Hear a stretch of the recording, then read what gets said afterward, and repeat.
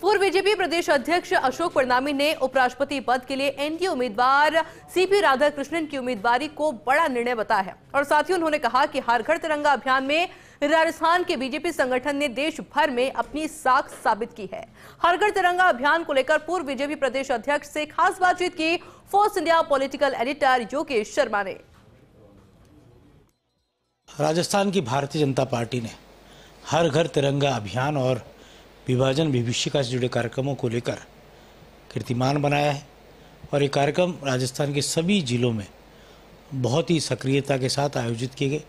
मुख्यमंत्री मदन लाल शर्मा से लेकर पार्टी के छोटे से छोटे कार्यकर्ता ने इन कार्यक्रमों में भाग लिया, बढ़ चढ़ कर हिस्सा लिया। हमारे साथ हैं कार्यक्रम के संयोजक रहे और बीजेपी के पूर्व प्रदेश अध्यक्ष अशोक परनामी जी। परनामी जी, आपके नेतृत्व में, आपके रणनीति के अनुसार तमाम कार्यक्रम पूरे प्रदेश भर में आयोजित किए गए। किस तरह से अब तक का जो कहा जा रहा है कि राजस्थान देश के टॉप 3 राज्यों में जिन्होंने इस तरह के कार्यक्रमों में कहा जा सकता है कि अच्छा कीर्तिमान बना है। अभी तो रैंकिंग आएगी, परंतु हमारे राजस्थान प्रदेश के प्रदेश अध्यक्ष आदरणीय मदन जी राठौड़ जी के नेतृत्व में पूरे राजस्थान प्रदेश में भारतीय जनता पार्टी के कार्यकर्ताओं ने इस कार्यक्रम को बड़ा ही गंभीरता के साथ लिया और कार्यकर्ताओं ने आम जन को अपने साथ जोड़ करके कार्यक्रम किए। चाहे वो तिरंगा यात्रा हो, चाहे वो घर घर तिरंगा फहराने की बात हो, चाहे विभाजन विभीषिका के कार्यक्रमों की बात हो, मौन जुलूस होने की बात हो, चाहे सैनिकों के घर में जाकर के उनको सम्मानित करने की बात हो, चाहे जितने भी हमारे स्मारक हैं उन स्मारकों की सफाई व्यवस्था को देखकर सफाई करने की बात हो, इन सभी कार्यक्रमों को हमारे भारतीय जनता पार्टी के कार्यकर्ताओं ने, हमारे जनप्रतिनिधि ने पूरे राजस्थान प्रदेश में बहुत ही अच्छे कार्यक्रम किए हैं। हमारे देश के प्रधानमंत्री आदरणीय नरेंद्र भाई मोदी जी ने मन की बात में देश की जनता को आह्वान किया था कि 15 अगस्त को हर घर पे हम तिरंगा फहराने का काम करें और अपने आप को भी गौरवान्वित महसूस करें और देश का भी गौरव बढ़ाने का काम करें। एक जज्बा हम पैदा करने का काम करें, इसके साथ साथ तिरंगा यात्राएं निकालें। तो मैं समझता हूँ पूरे देश भर में ये कार्यक्रम बहुत ही मुस्तैदी के साथ हुए। विशेष रूप से राजस्थान प्रदेश में मैं कह सकता हूँ कि करीबन 100% तो हमारी विभाजन विभीषिका का कार्यक्रम हुए। करीबन 98% कल तक हो गए थे, सभी मंडलों पे तिरंगा यात्राएं निकली। अभी घर घर तिरंगा जो अपना लगे उसका भी पूरा डेटा हमारे पास कल शाम तक आ रहा था, आज शाम तक पूरा आ जाएगा। मैं समझता हूँ वो भी 100% मंडलों में ये कार्यक्रम हुए हैं। कहा जा सकता है कि अभियान का जो मकसद रहा नई पीढ़ी को जोड़ने का, हर घर तिरंगा अभियान राष्ट्रवाद का, वो क्या कितना कारगर हुआ? देखिए, इन सभी कार्यक्रमों को लेकर के हमारी भारतीय जनता पार्टी के वैसे भी जितने भी कार्यक्रम होते हैं ना, वो जनता के जुड़ाव के कार्यक्रम होते हैं। किस प्रकार से, किस माध्यम से हम जनता के साथ अधिक से अधिक भारतीय जनता पार्टी का कार्यकर्ता जुड़ सके, इस प्रकार के कार्यक्रम होते हैं।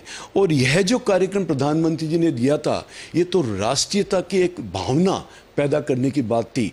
राष्ट्र के प्रति एक समर्पण की भावना इससे पैदा होती है। राष्ट्र के प्रति हमारा जो सच्चा प्यार है वो दिखाई देता है। आप करना चाहूँगा कि राजस्थान में भी बड़ी तादाद में घुसपैठिए हैं जो लॉ एंड ऑर्डर को बिगाड़ते हैं। कुछ तो ऐसे भी जो पाक परस्त हैं, पाकिस्तान के लिए जासूसी करते हैं और मिलिटेंट एक्टिविटीज़ में जिनके काफ़ी सोर्सेज वो मुहैया कराते हैं।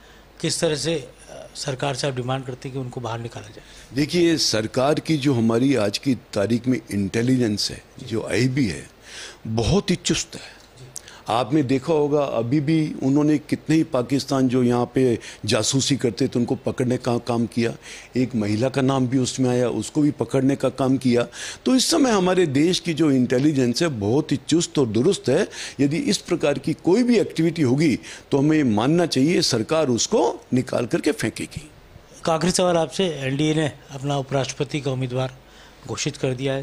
महाराष्ट्र के राज्यपाल राधाकृष्णन को उम्मीदवार बनाया है और दक्षिण भारत का प्रखर हिंदूवादी चेहरा ये कहे जाते रहे।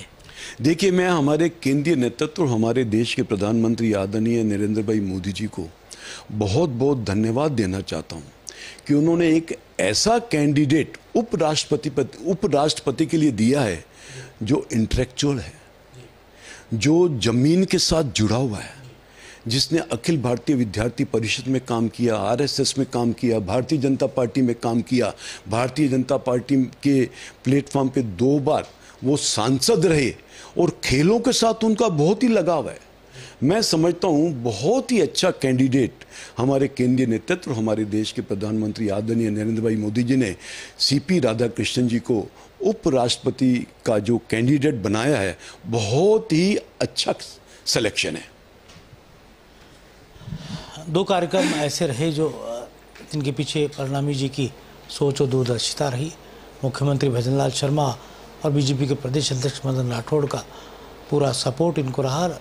यही कारण है कि राजस्थान की बीजेपी इन कार्यक्रमों में अपने आप में पूरे देश की बीजेपी संगठनों में सिरमौर भी रही और आने वाले समय में भी जिस तरह संगठन की एक्टिविटीज़ बढ़ी है और तमाम प्रमुख नेताओं को उससे जोड़ा गया है, उससे संगठन की गतिविधियों को मजबूती मिली है। कैमरा जर्नलिस्ट जितेश के साथ योगेश शर्मा, फर्स्ट इंडिया, जयपुर।